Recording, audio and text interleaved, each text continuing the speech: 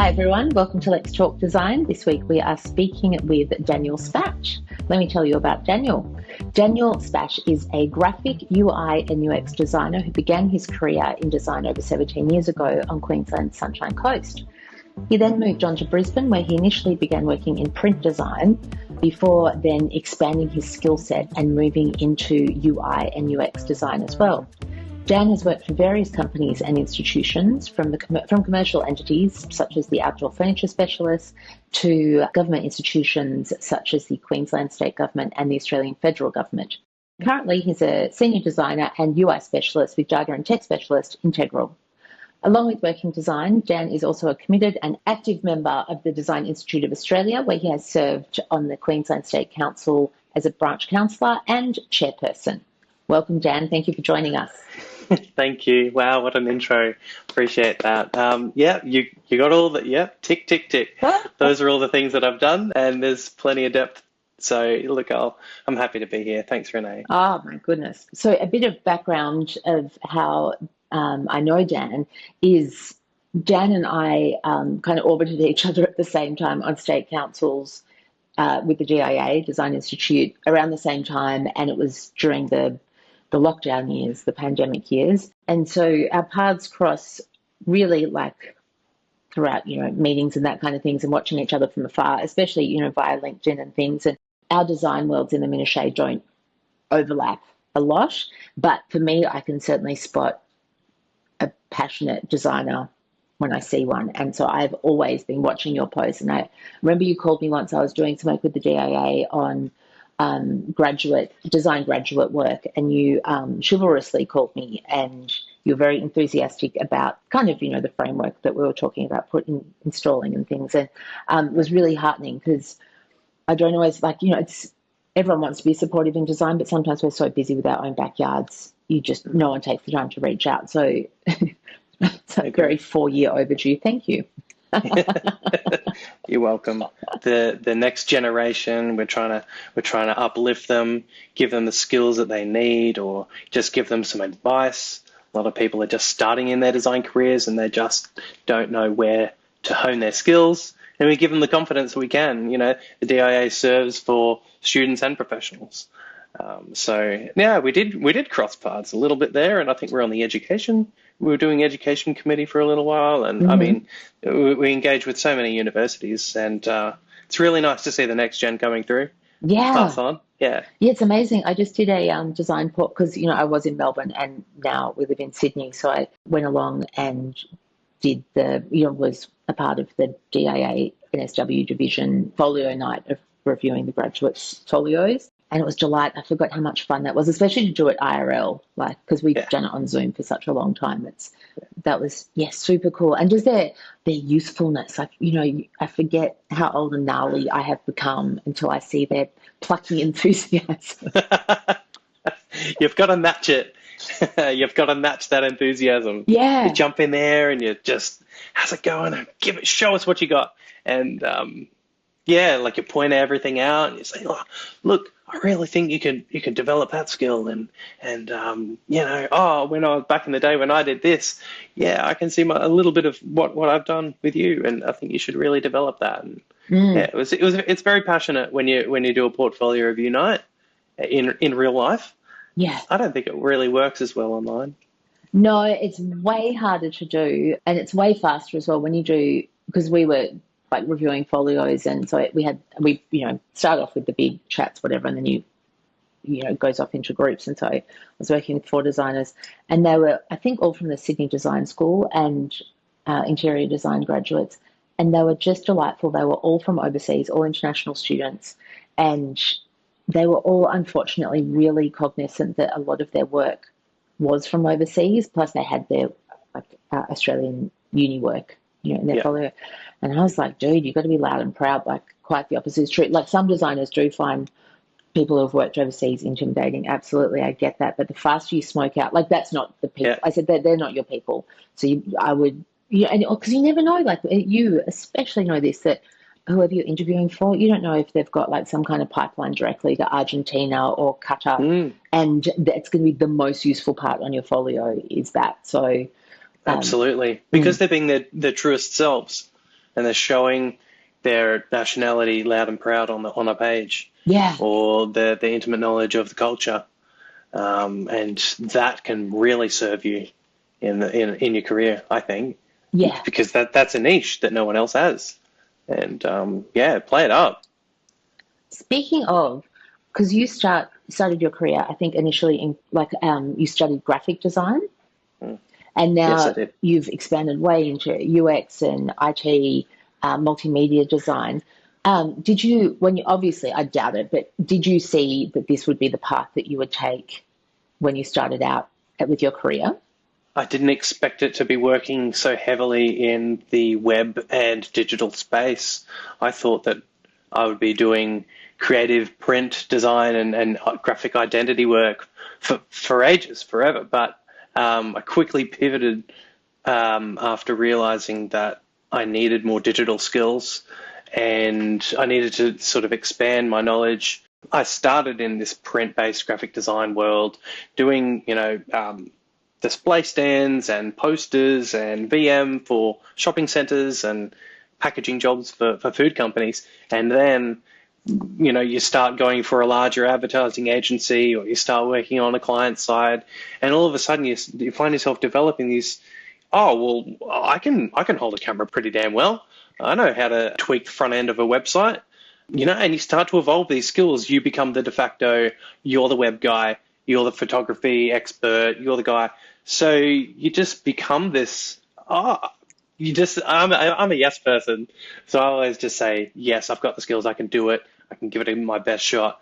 And it just so happened that my best shot was better than all the other people's best shot.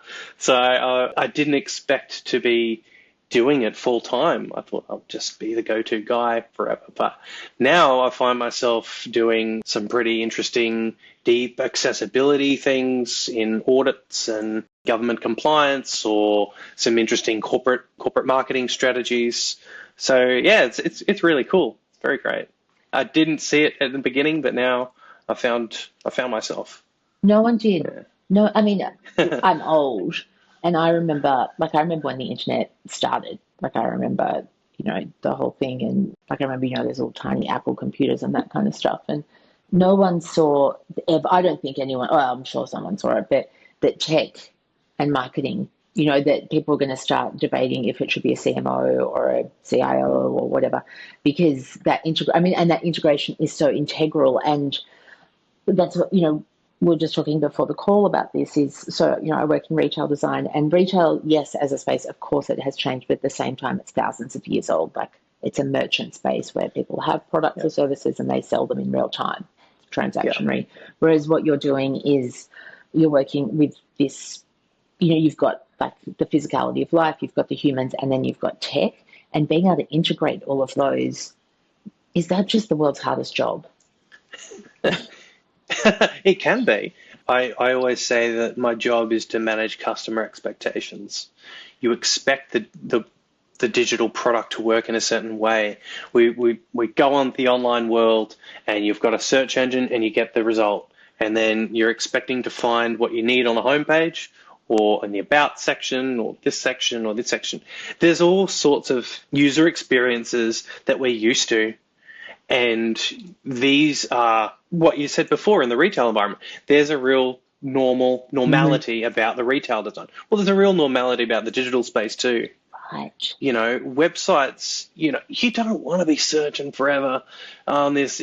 Some websites are very creative and out there, mostly boutique studios or architect firms or people that are very creative. They put their websites, and they're very interesting with their navigation, or eclectic. And you can get eclectic store as well. But, where is everything? And sometimes the excitement is trying to navigate it, but sometimes it can be frustrating too. Oh my God, I just want to buy the umbrella. Please just let me buy it. Where is the cart? I just want to get on with my life. I want to give you money. Please let me spend online with you. That's right. So as a digital user experience designer, you're trying to find the path of least resistance to get to where you need to be in the online space. So if it's the product shop to the cart to the checkout, and then you get the email to send you thanks for your purchase. You got to make that user journey seamless. It's the same thing in the physical world. It's just digital. It just needs to be directional wayfinding signage online. Mm-hmm. That's clever copywriting. That's clever hyperlinking and good user journey navigation. Think about all users. Yeah. Yeah, it sounds so straightforward and easy, but is the trick because so are you doing it like on like with your work and or referring to with your work like studies like eye tracking studies, or are you studying like the history? Because like once typically menu is top right or top left, but I know what you mean. We have these like unconscious things that bang bang bang. Does this look legit? Are there typos? And you're thinking about this in a nanosecond. Where's the padlock? What do you refer to? Yeah, historical data, or are you looking at studies on how people are absorbing this? You generally see the sort of client work I'm doing is typically corporate or in an industry with established norms already. So it might be a government client. Okay, government client websites need to look a certain way. They need to adhere to WCAG guidelines, which is the Web Content Accessibility Guidelines. That's the AA 2.1 standard or 2.2 standard. It means you need hover effects on your buttons, and you need your menus to be front and center and clear and easy navigatable by screen reading software. And you need it to have little devices like a little home icon with a name home underneath it, so that you're not just relying on what the icon is, because the icon could be ambiguous. You need to spell it out. So there are important norms that I follow. And sometimes, but if it's not a government client, it could be you're just following what makes sense. The path of least resistance is probably the best way to put it. You're trying to get people to purchase a product, find information, or interact with them, or contact us, or book an appointment. Where are those buttons going to generally sit? They're going to sit in your navigation, or they're going to sit in the top half of your site, or in the above the fold, that kind of thing. It's still traditional marketing in a way. It's that above the fold kind of stuff. And realizing the priorities of the client as well, whether it's the client's the government or a private entity. But because that's maybe that's the rub of the designer, is there's the brief, then the brief behind the brief, and that's you've got to get to that brief. Right. Yeah, you do. You have to, as I said before, manage client expectations. What do you want? You expect your bookings and appointments to be the focus of your site? Okay, then you're going to have multiple ways to get there. Or, yes, it's information architecture. It's the sitemap. It's how you've structured your sites or your digital content or whatever it may be, or your digital assets. Are they telling the right message? It's classic, brief and deliver. Yeah, you gotta know what the client wants to begin with. It's not just, I need a website. What do you want it to do? Everyone wants a website, but how effective do you want it to be at X? And then let's get there. Is that really fun? Because you've been in the industry for a long time, and so you know a lot of tips and tricks, and you've got a lot of expertise when you can trick something up, because it's not all designers are the same. And certainly when it comes to web design, we've spent fortunes before with agencies that it still makes me feel a bit nauseous, or we've hacked at it at some kind of WYSIWYG CMS kind of website software as well. That must be so satisfying when someone walks in and you can do like lead generation and or auto response, all of those fun, like when you automate stuff. Is that just like a gorgeous mic drop moment? It's good when it works. It's good when you spend the time and do the automations and make sure that you've thought about every avenue, every scenario. If this, then that. If I click this button, then I'm going to get an email saying, thanks for joining. Then I'm going to click the button and say, okay, start my profile or whatever it is. And then you update your profile, and then you can start exploring the system. If you do all your automation things right, and you've thought about all the different types of interactions.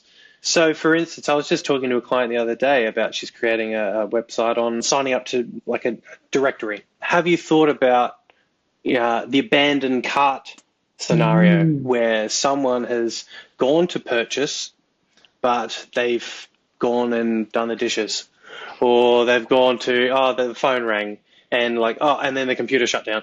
So, by the way, send an email to them the next day. It's, oh, how'd you go with that? Because you didn't finish your purchase. You got to think about one of those scenarios where abandoned cart is real. You forgot the purchase. So important for as a business owner, as a client, you got to make sure that you're sealing that deal. Or it might be another case of auto renewal. You know, your subscription is expiring, and you don't just give them one hour's notice because their credit card might be expired or something. You know, your subscription is coming up next week or next month. Do you have the funds to auto renew your subscription? Yes, oh God, I had this think one about last those year. emails and think about those digital experience as well. Have you thought about that in your subscription online product?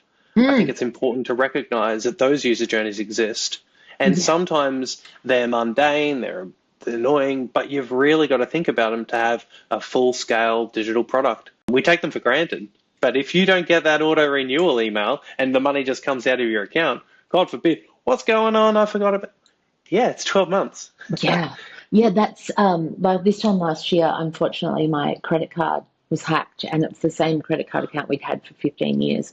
And it happened like 3 a.m. I happened to be awake, and I got this, was this you? And it was a US charge, and it was foreign. I was like, no, this is not us. And so we tried to close the card.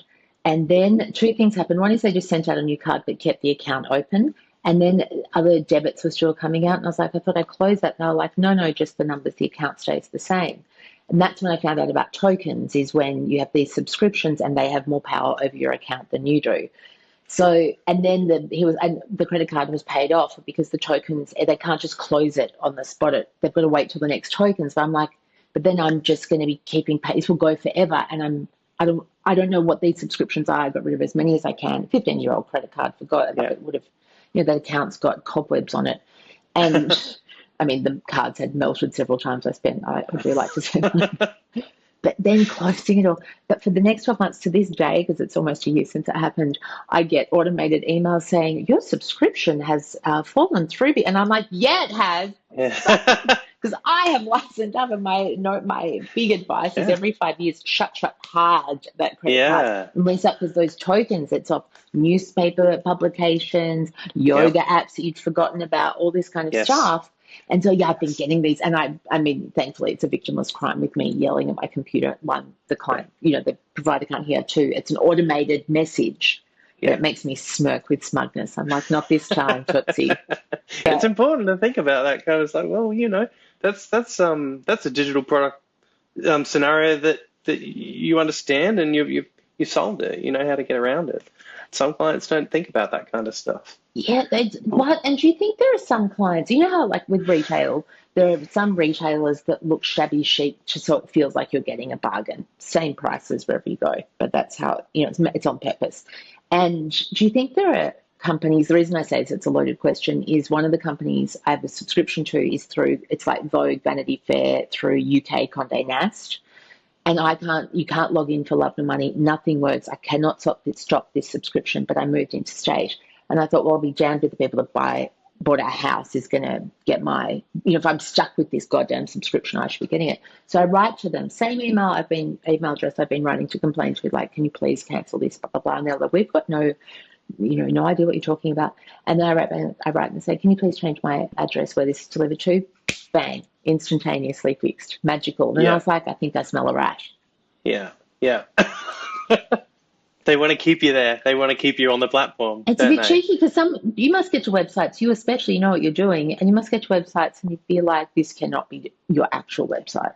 Tell me how hard it is to unsubscribe from something. I've tried to unsubscribe from, I hope they're not listening, but Amazon. Oh, my God. That's enough to put you in a straitjacket. Amazon own everything, it turns out. So Amazon Prime, because I was, I like their video platform, and that's great, but I didn't need it after a while. And I stopped using it and tried to cancel, and the user experience was pretty damn hard. It was just not straightforward to unsubscribe, change my credit card, or just cancel my account altogether. So that was an unpleasant offboarding experience, and that offboarding experience is just as important as you're onboarding, because if you offboard someone gently and it's easy to do it, then it'll be open for the next time that you do have to reactivate. And then you haven't ruined your reputation as well. Like, oh, it was actually pretty easy. I'll just reactivate it later on because the button's right there, front and center. I can reactivate it whenever I like. But now I don't feel like I want to ever reactivate because it was a pain. It was a pain in my side. So, well, of course, because they've got Audible and Kindle as well as Amazon, and then there's Prime. Between the four of them, yeah, because I've been down the same path. We have like a family account, so it's not dissimilar to Adobe. Adobe is a living nightmare to navigate when it comes to accounts, and I hope they are listening. Give me a call, Mr. Adobe. I'm always available for you. Wonderful. Pleasant onboarding and offboarding experience. That's what we want. We just want, it just makes sense. Mm-hmm. Be kind to your customers, whether they're new, old, or leaving or coming or going. It will leave a sour taste in your mouth otherwise. Yeah, because like I was saying, some websites, they want to sell to you, but they just make it so difficult. And I think, the road to hell is paved with good intentions, like it is with good intentions, but I certainly just notice when it is seamless, it's a delightful experience. Yes, you're right. And I'm actually a real big fan of your retail design. I still love bricks and mortar shopping. It's if nothing else, it's the sweet dopamine. It's also oxytocin as well, because it's a sense of community, and then you have serotonin gets involved, and if it's a really big shopping centre, endorphins, because you do a bit of cardio. That's really interesting. The science of shopping. Tell me about it. Yeah. And it is a whole thing. It's the more we delve into it, we do a lot of strategy work now with our clients on humanity, tactility, kinetic, and cerebral, like receptors in the brain and neurotransmitters and that kind of thing. And just because it's the science is the science, and it just is what it is. And in a joyous way, like, 7-Eleven, I only need to show you like a white tile, a fluoro light, and a bit of orange, green, and red, and exactly, it's 7-Eleven, and you know how it feels in the store. Like, you know where the sui min is stored, like where those 2-minute noodles are, and it's the same globally. Yeah, and I know that I'm in 20 meters of a Lush store because I can smell the soap wafting, and it's always that smell, and it's just, I know that I'm near a store that sells soap. It's that, what does that come under? Sensory, absolutely sensory. And I just recently did a piece on sense of smell and scent in retail marketing. And because scent is, I could get this wrong, but scent is they call it the most primitive sense, but it's not that it's the oldest sense, because obviously touch, when you're two cells, you've got, fast growing skin. So touch is the first one, but olfactory senses are primitive in the sense they're the least developed. So the most primal, and that's why things can cinch you back. Whereas eyes, of course, are super highly developed. Otherwise, you'd be having flashbacks every time you opened your eyes. But that sense of scent is, I know, especially like, back in the day and in Australia when we had less retail here, like, Morello cherry lip balm from the Body Shop. It just takes back. Oh, and that Johnson & Johnson baby pink baby lotion. If pink had a smell, it's that baby lotion. It would be that. Oh, yeah. Just saying, I can smell that pinky, dusty, talcum powdery smell. Yeah, I agree. I walk into a chemist and I feel and smell this sort of Dettol kind of amber, kind of sweet antiseptic kind of smell. I'm like, I know I'm in a chemist. Yep, jelly There's no beans doubt about it. At 12 jelly beans. Yeah, no doubt. I am where I am because, and I think it's important to sort of try and correlate that with the digital experience as well. Something that feels familiar, like we were talking about before with navigation. I know where I am. I know where I need to go because everything looks a certain way, and I'm definitely on a shop website or I'm definitely on a news website. It just feels like this is expected. The UI is kind of like it's on trend. Or it's actually, it's not even on trend. It's just normalized. It's been homogenized to the point where I know exactly where I am and how to shop on this digital experience because it's just learned. Might not be through the scent, but it'll be through my eyes. I can track across the site. That's why we skim read sometimes on websites. It's just like, okay, yeah, I know. Yeah, get to the It's a news meat website. and potatoes. Yeah, exactly. Yeah. Yeah. But And you've got to then now have we've, that filler too, because you're like, hang on, why is there yeah. nothing about us? Why is there no about us tab? What are you hiding? Yeah. Sometimes I just go straight to the contact page if I want to know where the company is, Mm. or straight to the about section. I don't even go searching for it. I just go straight to the bottom in the footer, because the footer should tell me exactly who they are, what they are, or click on their LinkedIn or Yep. click on their Instagram, because that's all I want to know. I Yeah. know exactly to go to the footer. It's in the footer. It's always in the footer. Yeah. Yeah, it's so true. And there's also something else. I use it on Safari. It's like a right click and it's like show data. And then it does that where it like shows you everything that's in the code for the background of the page. Because I'm, an amateur sleuth. So I just live for that stuff. You know, those like catfishing shows and stuff. I'm like, dude, you could give me 20 minutes. I could have this down. It's the same thing. I'm not techie overly, but I am. It's about reading stuff, and if everything's too generic or too generalized, I'm smelling rats. If I can't get to contact us and there's no location, if there's a lot of hazy we, I'm like, Yeah. oh, we this and we that, and I'm like, who is this we? Yeah, exactly. Let's do a find and a search in the code and find it. Yes, Sleuth, investigate. Yeah, total sleuth. Where did they get that picture from? Yeah, exactly. I see you, Shutterstock. Yeah, I think we all do it.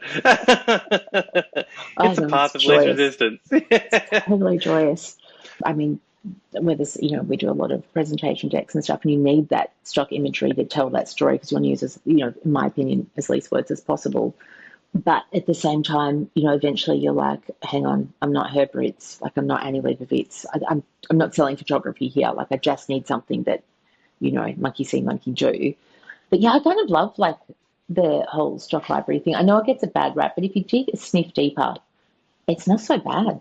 It can be. It can be really helpful to tell what you need to do very quickly. We understand complex ideas a lot quicker if we just see a picture of it or a visual metaphor that replaces a paragraph. So I'm trying to do that at the moment with with a piece of work, and that is to distill ideas into visual metaphors for title pages. Like you get that this is a strategic data governance picture because it looks like data.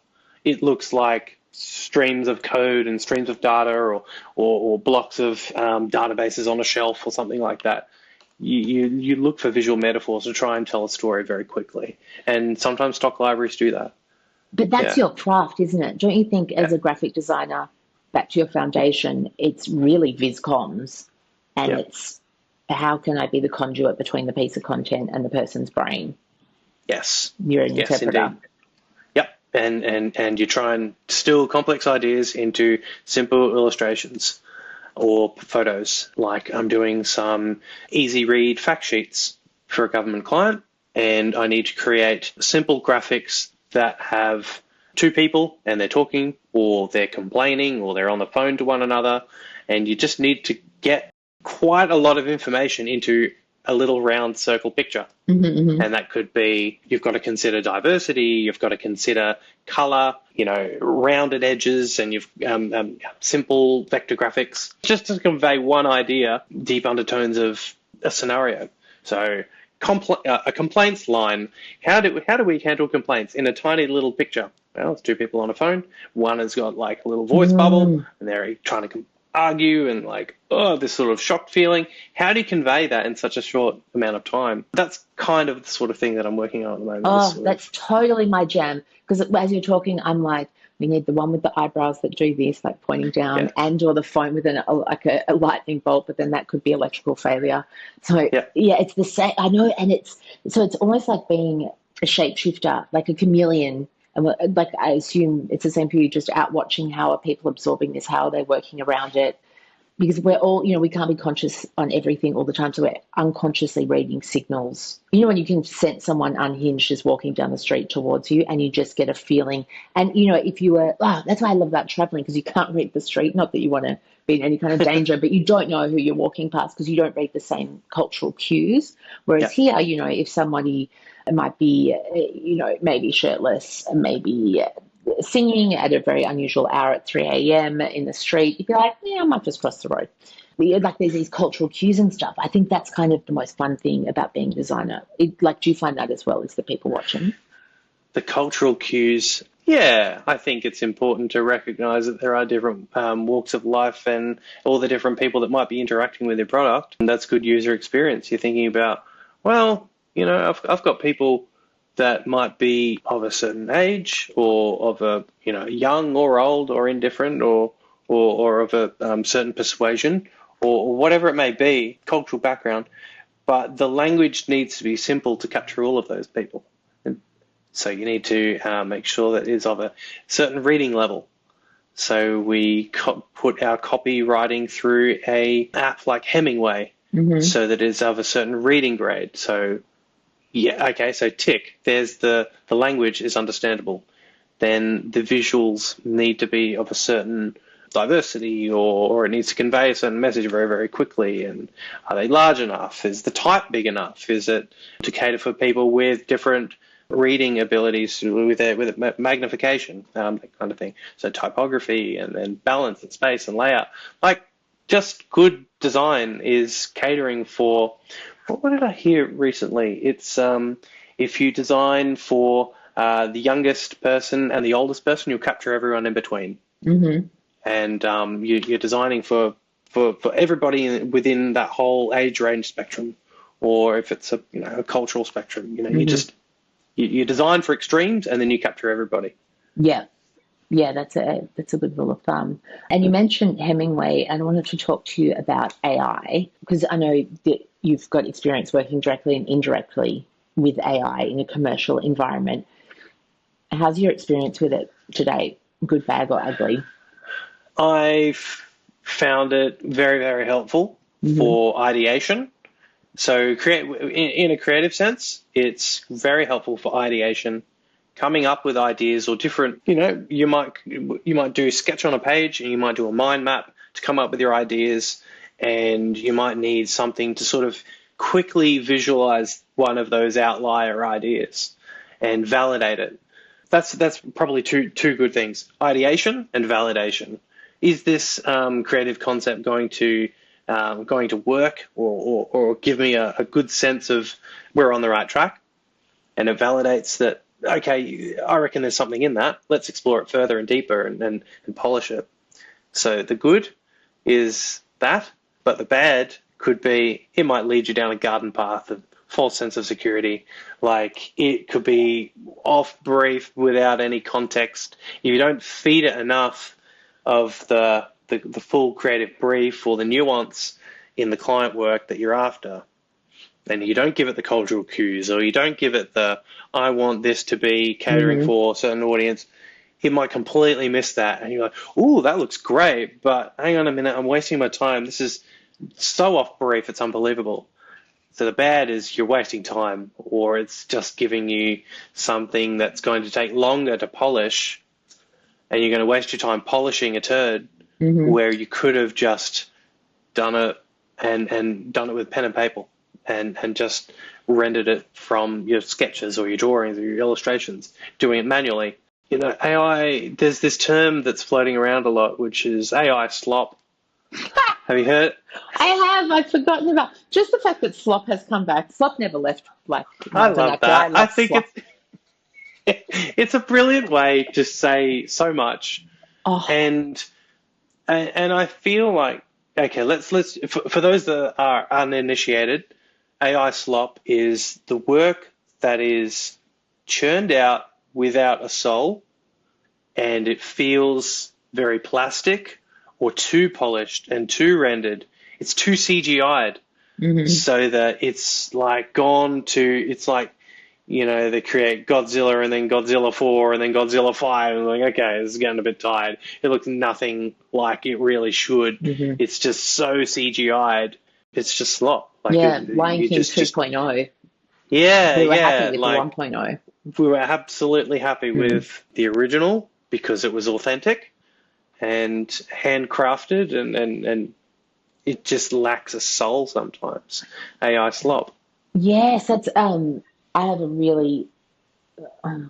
I know it's complicated because I just find myself like an old person yelling at the TV a lot about it. Because, like, so to me, and this is just my theory, I really haven't spoken to a lot of people about, well, really anyone about it, but in my experience with AI, is AI, like you said, an ideation tool and or a part of the process? 100%. It's Photoshop 2.0.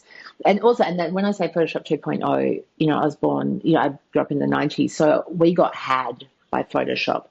Women's magazines told us this is what women should look like, and we didn't even know about Photoshop. And a lot of eating disorder, like in a really heavy tone, a lot of eating disorders, a lot of women died, and a lot of self-loathing came about because of Photoshop. And so you're not going to catch me twice at that. Thank you very much. So when you're flicking through YouTube or whatever on Shorts and comes up with the AI things, I'm like, dude, I've seen the show reel. Like wow, the Duna looks like jelly. So that bit, I'm like, what kind of, how stoned are other people watching YouTube? And no judgment whatsoever. But I'm like, how could anyone find that entertaining? And that's, I think when it's AI as a generation tool, like a ideation generation tool, I get it. But when I think people try and peddle AI as a commercial product and or end result, I'm like, dude, if you can be bothered, I can't be bothered. Like, if you can't be bothered writing your emails, I don't want to read a machine. I can barely read a human's email, like my attention span's the size of a gnat. I'm like, if a machine wrote it, I'm like, I don't want your dynamic words, bro. And that's the thing. The resistance often comes from this lack of authenticity. And it can't be, because it's just code. It's people keep thinking it's I. I'm like, it's AI. AI. It's not I, it's AI. And and it has to be lack of authenticity, because the machine, of course, it wants to do the best it can, but it's still a commercial product. It's just selling its wares. I find it odd now people are referring to it like it's a thing. Like, I was having a chat with ChatGPT. I'm like, yeah, but that's the same as talking to Olive on the Woolworths app, the bot that helps. Like, okay. It's a robot. Yeah, it's a little bit freaking me out. It's trained on a whole host of people that, like, it's constantly in training. And it's training itself on human responses. It's been written to identify language in a certain way, and I won't get into how it's made, because there's a lot of clever people out there that can explain it better than I can. But it is constantly being trained on whatever we feed it, and it picks up on it, and it learns from it, and it learns that this is a good response for this answer, this prompt. This answer is good for that prompt. Yeah, exactly. It's all data. Yeah, it's all data. Super interesting. But this is what I think is interesting. Like, if the coder has never heard of Amharic as a language, and someone wants to use AI to not just generate something in Amharic, but a cultural reference to Amharic, the code can never do it. If it hasn't been coded it might be able to try and research and find a cross-reference, and that's all data, but you don't know what you don't know. And so it's through the reason I say this is, bizarrely, I was listening to a Real Housewives podcast, and they used AI to do roasts of each other. And the roasts were so pointed at the women's looks. Like, it assumed the women were vain, and it assumed that insulting their looks would be upsetting to them. And all that told me was about the coder who wrote the code. It was just so lensed. It was so interesting. Like, that fascinates me. It's biased in a way. So it's biased because there is a stereotypical algorithm which dictates, okay, well, that seems to be 90% of the sort of responses that you get from someone who expects a roast answer response. So, of course, it's the lowest hanging fruit, so it spits that out. Okay, all right, it's an interesting scenario there, but you're right. It's trained on its bias. It's the most logical response for a generic question. And the most common, isn't it? Because it's common the internet. So you also have to look at the demographic of where it's getting its data from. And so then, and bless the internet as well. It's, in its desire to inhale us, it's feeding us back the bathwater at the same time. And, like, we're all sipping from the same bathwater, and it's going around and around and around. And you almost want to do a prank against it, except then now I'm thinking AI is I. So I'm like, AI doesn't give a shit if I prank it. Like, Yeah. There's some deeper knowledge, there's some deeper context that we're not sort of talking about, and that is the artistic intellectual property of those that upload their work to the internet and expect artificial intelligence to not train from it. I know, and right? Like, you only just need to look at First Nations illustrators, First Nations artists, and photographers and styles, and people with a unique illustrative set and aesthetic, and it copies them. Your choice. It trains it on. You are choice. And exactly, there's a real regulatory answer to that should and is kind of happening around authentic intellectual property of creative work, Creative Commons, and we'll see more of that very, very soon. Ooh, if we haven't already. That is exciting. It's important. Because that's the thing as well. Like, this has been happening for a long time pre this level of AI. But to me, once you put it on the internet, you're in all sorts. Like, it's bye work, bye. And, ideally it's paid for work. But, it's sad that we've kind of culturally, we're moving on from that. But then with AI, it's this next level of obviously anything that goes into AI, it owns. I assume that's a part of the deal with the devil. And once you start putting in, because we have, peers, we have clients who put concept work into AI to regenerate, they want to see it a different way or whatever. I'm like, that's cool, but you're letting your own cat out of your own bag, because because the AI, of course, then own that. And so when the competition comes in and says, make me something that looks like yada, yada, yada, AI's got that concept. Yes. So they're trained on styles. They're trained on whatever you feed it. Now, there are ways to stop that, and it's permissions based. Mm-hmm. So something like Microsoft has Copilot, and you can ask, all of the big major ones, like ChatGPT and Google and Microsoft. We use Microsoft Copilot at work, and we've asked it to, as a rule, to not train certain amounts of certain data that we give it. So you can adjust the settings in certain ways, and there are ways to stop it from training or distributing the data to the larger language model set to stop it from training it. Keep it private, so like closed off. And so it'll refer to the work that you upload, but only to you, because you're the account holder. You own the data. Right. That's interesting. So I didn't know that. It can be trained on the instructions and the work that you upload. That's just responsible. There are settings out there that exist that you can change. Not all tech companies do that, but those that are larger and established and have a conscious mind, they are doing it. And I think that's really important, that it is moderated and reviewed, what you're giving it and what it's being trained on. Oh, that should be on my phone, because when you text arguing with your partner and then it's starting, it's because it's doing predictive text. And I'm like, don't try and guess my insults. Like, and don't try and course correct. I think I mean fuck. Like, it's all the same. But it knows. And not that anyone could be bothered doing this, but surely someone like Apple or Microsoft must be seconds away from sending me like a fork, like a heads up. Typically, December the 5th at 5 p.m. is when you have an argument with Chris. So historically, there's a rage text or whatever coming, like something like that, because it has all our data. It must know, because now it's learning, like, there's AI emotion, like emotional reading.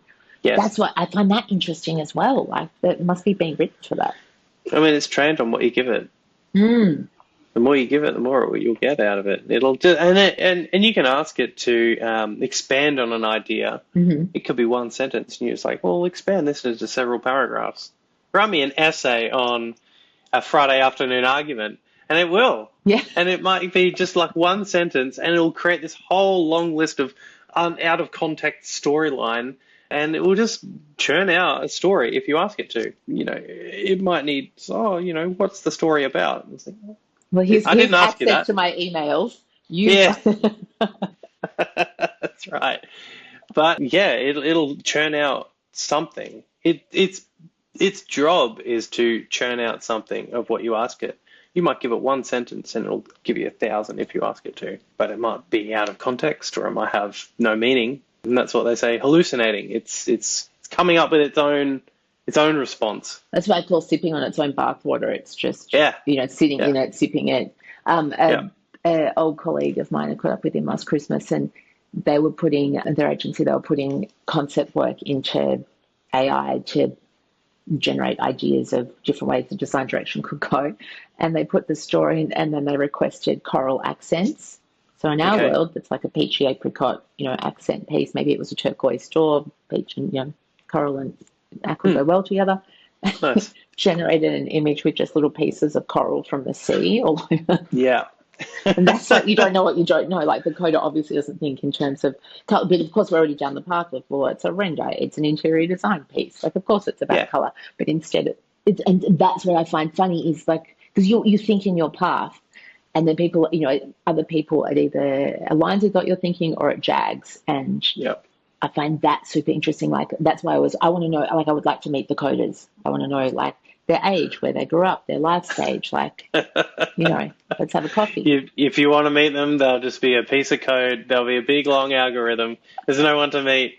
I just love, well, someone It's has like, to have written the code. it's like That's talking what to I the need Matrix. to know. It's Exactly. like a But big matrix. And so, yeah, it's I just trained call them on. Y fronts. It's usually Y fronts in a polar fleece. It's kind of that. That's the picture I pick. Also, and in my defense though, because we have to use mannequins, in our Yeah. renders and stuff. And there's about 3 guys in the world that make mannequins in 3D, and they all have the same taste in women. And they all enjoy the same provocative stance a woman has. Is that where the eyes are like a little bit too far apart? Oh, that too, yes. They're out here instead of like here. Yes, they're obviously like a mermaid kind of fish lady with the Yeah, eyes. the eyes are always really far apart. Prey to predator, preys around the side, and they usually have a bit of a provocative stance. It's a whole thing. But yeah, and I just picture these 3 guys in their Y fronts with the polar fleece, and they've got a certain look. And that's the mannequins. I mean, it's changing a little bit now. That's just a commercial thing, but it just kind of makes me laugh. Who's behind, like, who's writing it, and their demographics and their lens. I think is so fascinating. From what I understand, yeah, it's a code that's been validated many times from many users, and but it had to originate from somewhere, though, didn't it? Right on. It didn't grow on a tree. Someone had to write it with a something. And not because the learning code also has to be written as well, like how and what it verifies, cross-references, what does it references, think of as real? It's referencing coral from Wikipedia. The definition of coral is it's a undersea creature, and it grows and it's coral. It's clearly coral, but it has zero idea of the context because it didn't feed it the context. The context is, we're a bloody interior design studio. We're talking about color palettes here. Why don't you give me the color? Well, we didn't feed it the prompt to say, hey, by the way, it's a color. It's hex code 1, 2, 3, 4, 5, 6. We forgot to give it the prompt that was saying the context is we're talking about color schemes, not underwater sea creatures. Yes, and that's because the AI replicates back and forth. And so, because if you didn't, because there's 1,000 minutiae versions of that happening, because the coral came all over, the rendering. That's obviously they realize if something's gone wrong. But, if you're colorblind and you asked for coral and instead it did peach and you didn't know any different, onwards you go and no one's any the wiser for it. And it's okay. It's not like live or die stuff, but it's just interesting because we don't have that communication loop back of, do you know what I mean? Which I don't know if that's a universal term or just Australian, but do you know what I mean? Like, and that's, are you with me? Are we on the same page going together? And I think that's fascinating. You can ask it to validate each step as you go along. And I mean, then you're starting to go down the path of, you're asking the robot to really work with you and you're double handling it, really. You're asking it to do more. Yeah. And so you're trying to feed it too much context, whereas you already know the context. So what are you really asking it for? Yes, it's a really good point as well. Yeah, I think, it's a great boredom tool as well. It's so fun. Like, I've used it for our private, like our personal residential projects, and it's just a hoot because God knows you don't want to be rendering your own house. Like, we can, but, like, it's so much easier. So I totally get you with the ideation. It's amazing. It is. And I think it's only going to get better. I'm a bit of an optimist. You are. I can feel it in your soul. Yeah. You have a sunny disposition. I do. I think it's important to recognize that it's got the power to do good in the world, and nasty people will always do nasty things. And in the physical and digital space, and it's always going to be there. But I think it's important to focus on what good it can do in the world. And I think it's already doing really good things in healthcare, and it's doing good things in education, for good, bad, and otherwise. Like, it can do bad. We're adapting with technology very, very quickly, faster than ever. And I think let's try and embrace how good it can really do. Yeah, I just think like the advent of the computer itself has just amplified and has changed the trajectory of how we work, and this will be no different. It's just use it, just sink or swim. Yeah, I think that's a great point, because the bit I'm talking about with AI is, I don't know, 0.1% of the wedge. Like, it's teeny, teeny, tiny, but there's so much positive stuff, especially around bureaucracy, admin, and I assume data, not just data harvesting, but maybe data interpretation as well. Yes, yeah, it is context and deep research. You're going to create a newsworthy article about something, and you feed it enough, and it will do that. And you want to learn the ins and outs of how to create a sophisticated guidebook on circular economy design with a certain product in mind, and you want the step-by-step guidance on how to do it for the Australian market, and it will do that for you. Like, it would take you hours and hours and hours to come up with this yourself. This sort of frame. Like, I did it for a product that I'm interested in creating. I want it to be circular and sustainable, and I want it to be created out of this, and I want it to fit into the Australian market, and all this sort of consider the regulatory market and environment and commercialization, all these kind of parameters that I gave it. And I said, okay, go, spit out a framework for me, and how do I do it? Bam, it's done it.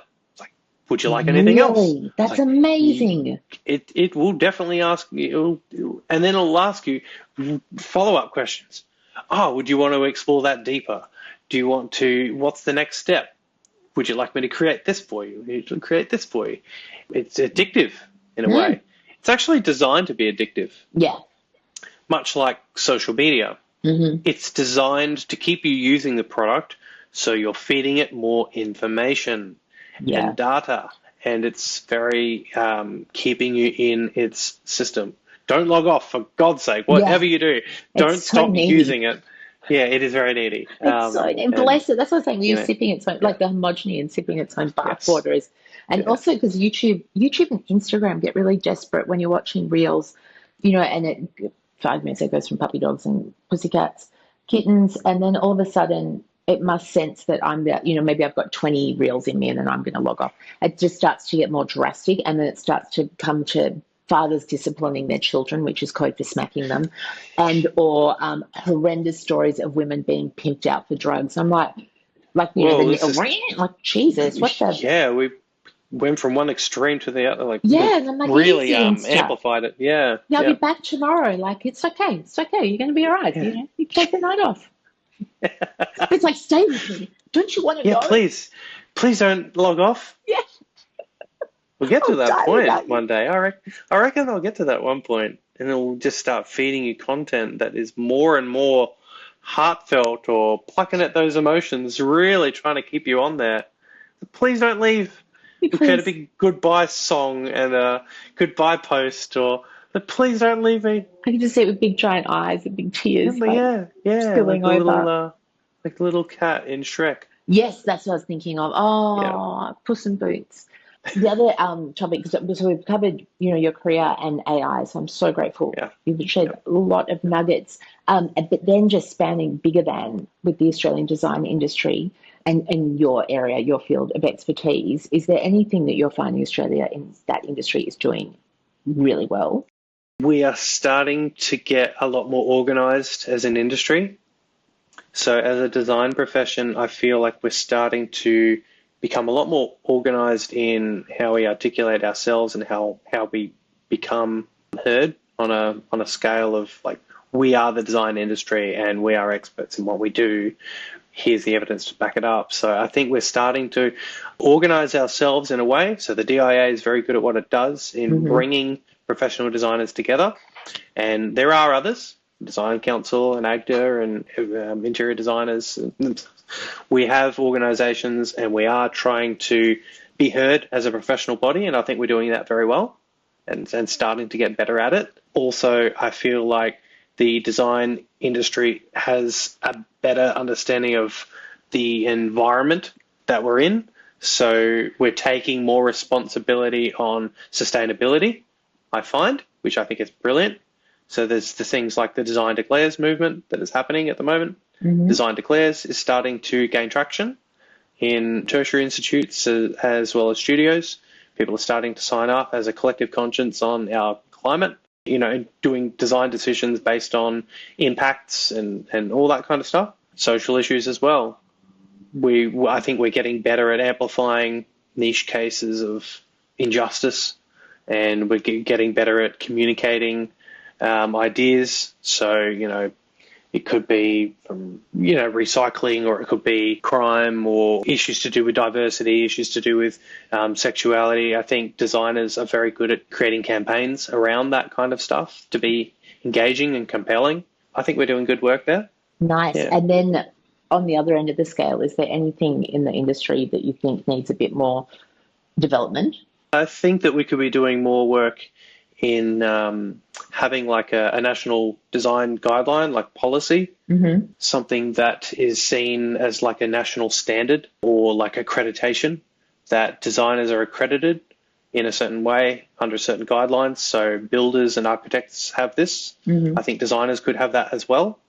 Designers should have some sort of accreditation program that is seen as to be of a certain standard. And that could be just certified. Builders have a responsibility to keep their master builder's ticket, and workers in the health sector need to have theirs. Like, we all studied as designers. Many of us studied as designers. I'm not saying all of us, but many of us studied design, and we have certain knowledge that is not always seen, and it passes a certain level of professionalism that should be found as these guys are experts in what they do, and we should be treated as such. So I think we could be doing more with policy and accreditation. Yeah, definitely. Yeah. And I know you're a great member of the GIA, really committed. The GIA is better for having you as a member. So it sounds like, because I know the GIA are working a lot in that sphere as well. So it sounds like that's something that's really synergistic with what your vision is as well. Yeah, it is. I mean, I want to give back a little bit. I like to pass on knowledge, pass on passion, and just sort of build it, leave it better than when I started. And that's just being a little bit righteous, a bit altruistic here. It's important to sort of leave it better than when you started. And I think that's just sort of the sort of career path and mindset that I've always started with. It's just get better, grow yourself and your career, and then try and pass on knowledge. And I'm always going to be happy to be a DIA member, because I can see the good that it's doing, and small steps, but it's doing really good work. And I found my tribe there, and we've met now digitally, but hopefully in the future. Yeah, I've met some amazing designers and amazing design educators and design managers and professionals that I would never have done without the DIA. I love talking shop. I love talking about what we do and who we are as a collective, So, I'll be a member for a long time. Oh, that is glorious. And I think that is the most perfect note to wrap up on, because I think that sums up exactly your position in your career and the legacy that you're leaving behind. So thank you so much for taking the time to chat to us. It was so delightful. Thank you so much for your time, Dan. So welcome. Thanks so much, Renee.